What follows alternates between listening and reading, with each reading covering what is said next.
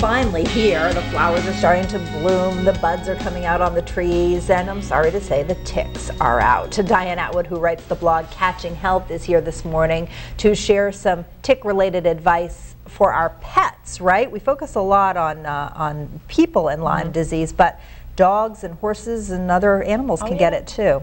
Yep.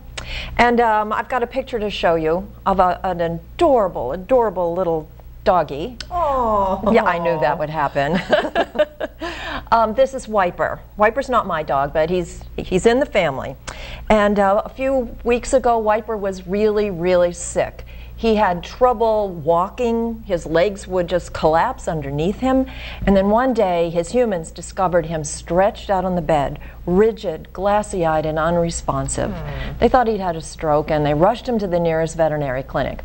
Well, the vet couldn't find anything wrong with Wiper, and the blood tests were all normal. Wiper rallied a bit, and so they took him home. Now, what's important to this story is that the family is from southern Maine, but they were vacationing in Arizona. They decided to call their vet back here in Maine, Dr. Thomas Netland. He's at the Cumberland Animal Clinic.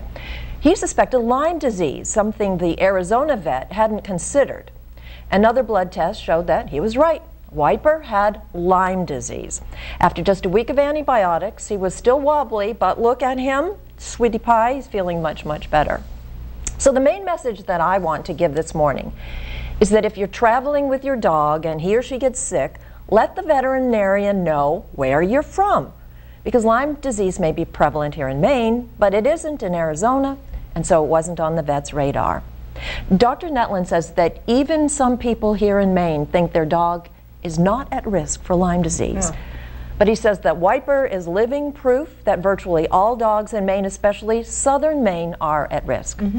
So you can read more about little Wiper and also your own dog's risk of Lyme disease on my blog, Catching Health.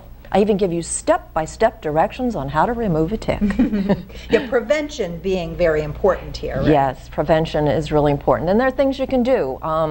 Checking your dog and checking yourselves every single day. One last picture. Where is that one last picture? There. This is Wiper with the other adorable dog in the family, Bella.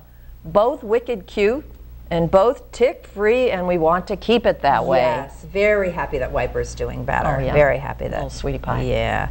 And want to mention, too, that May is Lyme Disease Awareness Month, and there are a couple of events coming up this weekend to kick that off. There is a Lyme Disease Conference in Mid-Coast Maine in Wiscasset happening on Saturday, and then on Sunday it's the 4th annual Jimmy the Greek's Maine Mall 5K Run and Walk for Lyme disease, and I'm going to be emceeing that event. So I hope we get a big turnout. It looks like the weather's going to be perfect this year, so looking forward to that. And you have a dog?